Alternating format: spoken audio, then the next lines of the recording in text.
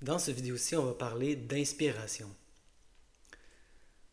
Quand on est en douleur chronique, souvent on se voit comme une victime. Pendant longtemps, j'étais une victime. Ça faisait partie de mon identité. J'étais victime de la douleur chronique. J'étais une victime de la fibromyalgie. Et quelque chose qui m'a aidé à tourner les choses, c'est vraiment d'arrêter de me voir comme une victime et d'essayer de me voir comme une inspiration pour les autres. Une de mes grandes motivations pour éliminer la douleur chronique, c'était de éventuellement aider d'autres personnes à sortir de la douleur chronique. J'ai même toujours trouvé ça un peu étrange, et là, vous allez trouver ça extrême, mais j'ai toujours trouvé ça étrange les gens qui réussissent à se sortir de la douleur chronique et qui n'aident pas les autres par la suite à s'en sortir.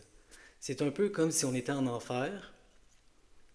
Il y a quelqu'un qui nous montre comment sortir de l'enfer, et là on est au paradis et on fait juste un peu profiter du paradis. Ah, les autres, ils peuvent bien brûler en enfer, ça ne change rien pour moi. C'est correct, vous pouvez faire ça. Moi, je me suis dit, quand je vais sortir de l'enfer, je vais aider les autres à en sortir parce que je sais le chemin, je sais comment le faire. Et quand j'ai commencé à avoir cette mentalité-là, ça c'est vraiment quelque chose qu'il faut travailler beaucoup dans le reconditionnement de la douleur. La mentalité. Ne plus être une victime, devenir une inspiration. Hein, être dans le pouvoir. Je peux, je le fais. Il y a déjà quelqu'un, quand j'ai dit ça, qui m'a dit oui, mais si ta maison est en feu et puis qu'il y a un pompier qui te sauve, est-ce que tu vas devenir un pompier? C'était une bonne question. Je me suis raté un peu la tête. Là, je me suis dit, OK, mais il y a beaucoup de pompiers. Je ne sais pas s'il y en a assez dans chaque ville, mais j'en rencontre beaucoup. Je ne sais pas s'il y a une pénurie de pompiers. En tout cas, s'il y en a une, je ne suis pas au courant. Mais je réalisais que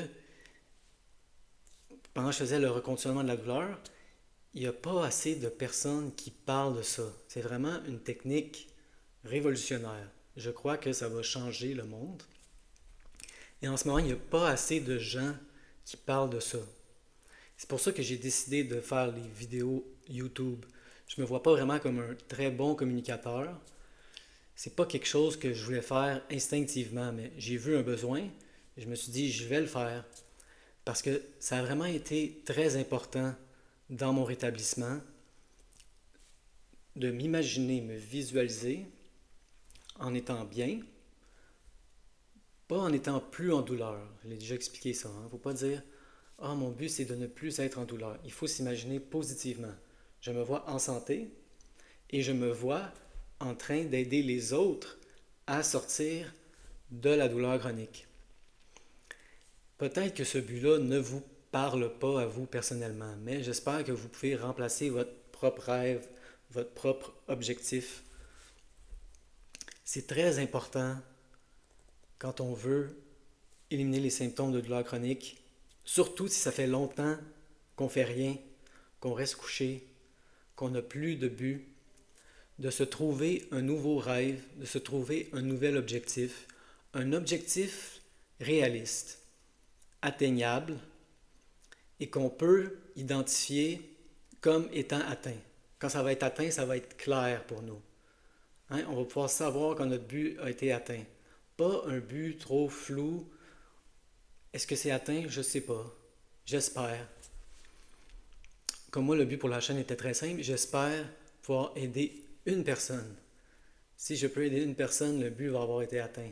C'est un objectif clair, réaliste, j'espère. Et c'était vraiment ça le message de cette vidéo-là.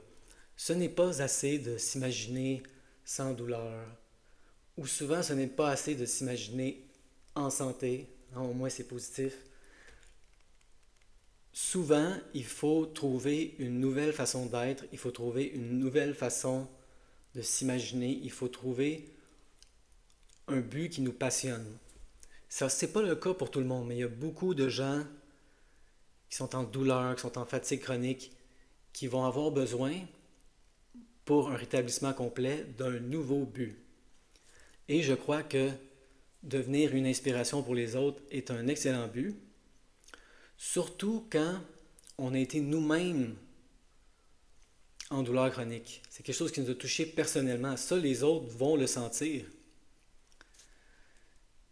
C'est toujours mieux de s'attarder un peu aux problèmes qu'on a eu nous-mêmes parce qu'on connaît ça très bien et on a beaucoup d'expérience. Comme si on a été accro à la drogue pendant longtemps, on est une des personnes les mieux placées pour aider quelqu'un d'autre à sortir de l'enfer de la dépendance. Moi, je n'ai jamais été accro à la drogue. Donc, j'ai pitié d'eux, j'aimerais ça les aider, mais je ne suis pas la bonne personne pour les aider. Mais je sais c'est quoi être en douleur et en fatigue chronique. Donc, j'espère que vous sentez ma passion pour le sujet. C'est vraiment quelque chose qui me touche. Je veux aider les gens. Et ça, c'est bon en soi, mais ça a été quelque chose d'essentiel pour moi dans mon rétablissement, je crois. Si ça fait longtemps qu'on est désespéré, si ça fait longtemps qu'on est couché dans le lit, si ça fait longtemps qu'on ne peut plus bouger, oui, au début, on peut avoir des objectifs, des rêves humbles. Il ne faut pas peut-être exagérer dès le début, mais de plus en plus, essayer de viser haut tout en restant réaliste.